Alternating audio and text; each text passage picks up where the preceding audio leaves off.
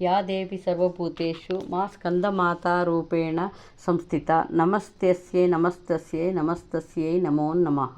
ನವರಾತ್ರಿಯ 5ನೇ ದಿನದಂದು ದುರ್ಗಾದೇವಿಯನ್ನು ಸ್ಕಂದಮಾತೆ ಎಂದು ಪೂಜಿಸುತ್ತಾರೆ. ತಾರಕಾಸುರನ ಉಪಟಳದಿಂದ ದೇವತೆಗಳು, ಭೂಲೋಕದ ಜನರು ದುಃಖಪೀಡಿತರಾಗಿರುತ್ತಾರೆ. ತಾರಕಾಸುರನು ಬ್ರಹ್ಮನ ವರಬಲದಿಂದ ಕೊಬ್ಬಿರುತ್ತಾನೆ. ಪಾರ್ವತಿ ಹಾಗೂ ಶಿವನ ವಿವಾಹದ ಬಳಿಕ ಸ್ಕಂದ ಅಥವಾ ಷಣ್ಮುಖನು ಜನಿಸುತ್ತಾನೆ. ಷಣ್ಮುಖನನ್ನು ದೇವತೆಗಳ ಸೈನ್ಯಕ್ಕೆ ಸೇನಾಧಿಪತಿಯನ್ನಾಗಿಸುತ್ತಾರೆ. ದೇವಿಯೂ ಸೇರಿದಂತೆ ಸರ್ವರು ತಮ್ಮ ಶಕ್ತಿಗಳನ್ನು ನೀಡುತ್ತಾರೆ. ಸ್ಕಂದನು ದೇವಸೇನಾ ಸಮೇತನಾಗಿ ಹೋಗಿ ತಾರಕಾಸುರನನ್ನು ಘೋರ ಯುದ್ಧದಲ್ಲಿ ಕೊಂದು ಮರಳುತ್ತಾನೆ. ಸ್ಕಂದನನ್ನು ಎತ್ತುಕೊಟ್ಟ ದೇವಿಯನ್ನು ಸ್ಕಂದಮಾತೆ ಎಂದು ಪೂಜಿಸುತ್ತಾರೆ.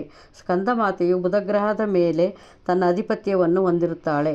ಇವಳ ಬಣ್ಣ ಬಿಳಿ, ಕಮಲದ ಆಸನದಲ್ಲಿ ಕುಳಿತಿರುತ್ತಾಳೆ. ಅದಕ್ಕಾಗಿ ಇವಳನ್ನು ಪದ್ಮಾಸನಾ ದೇವಿ ಎಂದು ಕರೆಯುತ್ತಾರೆ. ಸ್ಕಂದಮಾತೆಗೆ ಕೆಂಪು ಬಣ್ಣದ ಗುಲಾಬಿ ಹೂವು ಪ್ರಿಯವಾದದ್ದು. ಸಿಂಹವು ಸ್ಕಂದಮಾತೆಯ ವಾಹನವಾಗಿದೆ.